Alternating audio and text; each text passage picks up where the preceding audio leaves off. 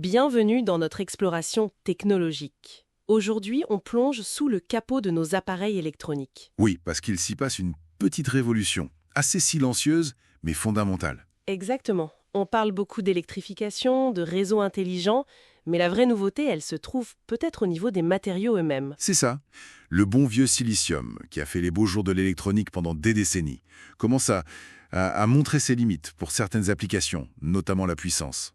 Et c'est là qu'arrivent les nouveaux venus, le carbure de silicium, le SiC, et le nitrure de gallium, le GaN. Des noms un peu barbares peut-être, mais qui représentent l'avenir de l'électronique de puissance.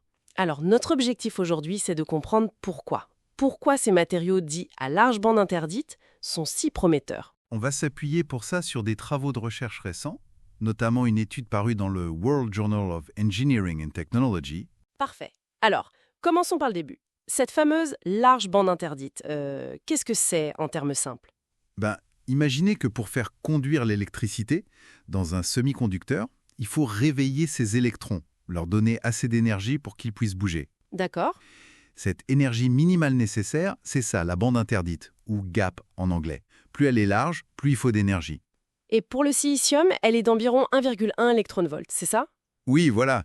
Alors que pour le SiC, on est à 3,26 eV, et pour le GaN, c'est même un peu plus, 3,39 eV. Donc presque 3 fois plus. D'accord. Et cette différence, ça change quoi concrètement? Ça change beaucoup de choses. Le premier avantage direct, c'est la tenue en tension. Avec une bande interdite plus large, le matériau peut supporter des champs électriques bien plus intenses avant de claquer avant la panne. On parle de quelle tension? On peut concevoir des composants qui tiennent des milliers de volts, là où le silicium serait complètement dépassé. Et ça ouvre la porte à des appareils plus petits, c'est ça l'idée. Exactement. Qui dit tension plus élevée, dit souvent moins de courant pour transporter la même puissance. Moins de courant, ça veut dire moins de pertes par effet Joule, donc moins de chaleur à évacuer. Ah oui, la chaleur, c'est souvent le nerf de la guerre en électronique de puissance. Tout à fait. Et là, le SiC a un autre atout majeur, sa conductivité thermique. Elle est excellente, presque 5 watts par centimètre Kelvin. Beaucoup mieux que le silicium. Et que le GaN. Oui, bien mieux que les silicium, et à peu près le double du GaN, qui est déjà pas mal, autour du 2,3 watts centimètre K. Donc le SiC évacue très bien la chaleur qu'il génère. Conséquence? Moins besoin de gros radiateurs, de systèmes de refroidissement complexes, donc on peut faire plus compact, plus léger. Voilà. Plus petit, plus léger, et souvent plus efficace énergétiquement. Il y a aussi une histoire de vitesse, non? J'ai vu des chiffres sur la vitesse des électrons. Oui, la mobilité électronique, c'est la facilité avec laquelle les électrons se déplacent dans le matériau sous l'effet d'un champ électrique. Là, le GaN est particulièrement bon, autour de 900 cm² par volt seconde. Mieux que le SiC? Oui, le SiC est plutôt autour de 720. Ça veut dire que les composants en GaN, notamment, peuvent commuter, s'allumer et s'éteindre extrêmement vite. Des millions, des milliards de fois par seconde. C'est ça. Avec très peu d'énergie perdue à chaque commutation. C'est crucial pour le rendement des convertisseurs de puissance, par exemple. Donc tension élevée, bonne gestion de la chaleur, commutation rapide. C'est un beau trio d'avantages. Absolument. Et ce qui est fascinant, c'est que les ingénieurs ne s'arrêtent pas là. Ils pratiquent ce qu'on appelle l'ingénierie de la bande interdite. C'est-à-dire?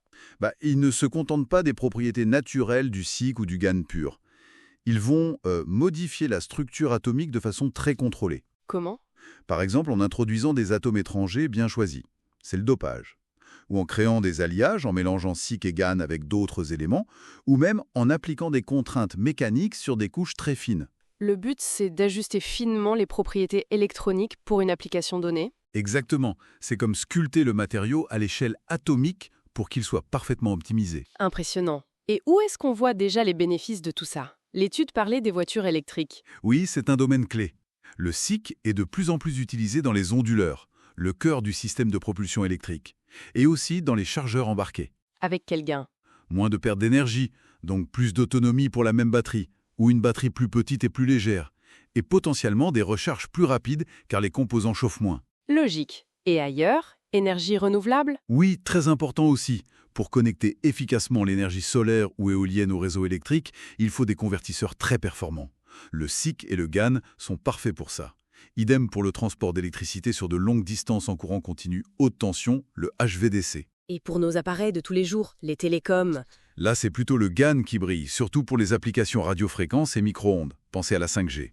Sa vitesse de commutation permet de faire des amplificateurs de puissance plus efficaces, plus petits, qui chauffent moins. Et j'ai lu aussi qu'ils pouvaient fonctionner dans des conditions assez extrêmes. Ah oui, leur robustesse intrinsèque, liée à cette large bande interdite, leur permet de fonctionner à des températures où le silicium serait hors service.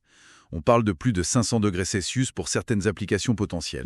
Incroyable. Pour l'aérospatial, le forage profond. Exactement. Des environnements où l'électronique classique ne survit pas. Bon, si ces matériaux sont si fantastiques, pourquoi est-ce qu'on ne voit pas du SiC et du GaN partout, remplaçant tout le silicium? Il doit bien y avoir des freins, des défis. Bien sûr, il y en a plusieurs. Le premier, et c'est un gros morceau, c'est la fabrication. Produire des cristaux de SiC ou de GaN de haute qualité, sans défaut et sur des grandes surfaces, ce qu'on appelle des wafers, c'est encore compliqué et coûteux. Quel genre de défaut? Pour le SiC, on parle souvent de micropipes. Ce sont comme de minuscules tunnels qui traversent le cristal et qui peuvent causer des courts-circuits ou des points faibles. Pour le GaN, c'est souvent lié au fait qu'on le fait pousser sur un substrat différent, comme du saphir, du SiC ou même du silicium. Cette différence de structure atomique crée des tensions et génère des dislocations, des imperfections dans l'arrangement des atomes. Et ces défauts, j'imagine que ça impacte la fiabilité des composants finaux. Exactement. La fiabilité à long terme, surtout quand on pousse les composants dans leur retranchement, haute tension, haute température, commutation rapide, c'est encore un domaine de recherche très actif. On rencontre des problèmes spécifiques? Oui, par exemple avec les transistors SiC de type MOSFET, on observe parfois une dégradation de la fine couche d'oxyde qui est cruciale pour leur fonctionnement. Pour les transistors GaN, les AMTs, on peut avoir des phénomènes un peu complexes comme une résistance qui augmente de façon imprévue ou des courants de fuite. Et le coût, vous l'avez mentionné? Oui, le coût reste un facteur important. Même s'il baisse grâce à l'augmentation de la taille des wafers et à des astuces comme faire pousser le GaN sur des substrats silicium moins chers, ça reste plus onéreux que le silicium. Il faut dire que le silicium a bénéficié de décennies d'optimisation industrielle à très grande échelle. Donc il faut non seulement maîtriser la fabrication du matériau de base, mais aussi assurer la fiabilité et réduire les coûts. Comment on s'y prend? La recherche avance sur tous ces fronts. On améliore continuellement les techniques de croissance des cristaux.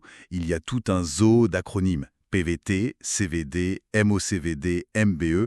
Chaque méthode a ses avantages et ses inconvénients, et on cherche à les optimiser pour minimiser les défauts. Et pour la fiabilité? On développe de nouvelles méthodes de test, plus poussées, pour mieux comprendre les mécanismes de dégradation et pour pouvoir prédire la durée de vie des composants de façon plus fiable. On apprend aussi à mieux caractériser les défauts présents dans le matériau brut. Et il y a aussi l'aspect système, j'imagine. Il ne suffit pas de remplacer un composant. Non, absolument pas. C'est même crucial. Pour vraiment tirer parti de la vitesse de commutation du SiC ou du GaN, il faut repenser toute la conception du circuit autour.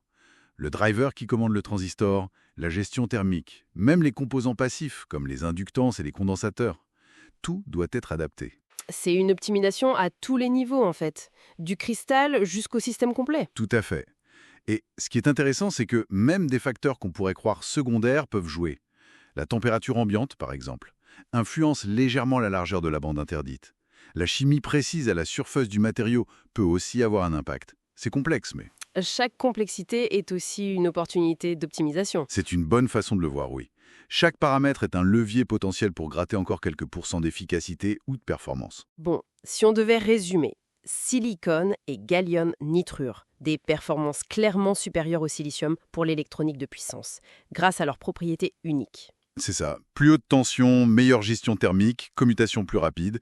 Ça ouvre la voie à des appareils plus efficaces, plus compacts, plus légers. Mais il reste des défis importants. Maîtriser la production à grande échelle sans défaut, garantir la fiabilité sur le long terme et bien sûr réduire les coûts. Voilà. Mais les progrès sont constants, la recherche est très active et l'industrie adopte de plus en plus ces technologies. L'enjeu, c'est vraiment de maîtriser cette ingénierie à la fois à l'échelle atomique et au niveau du système.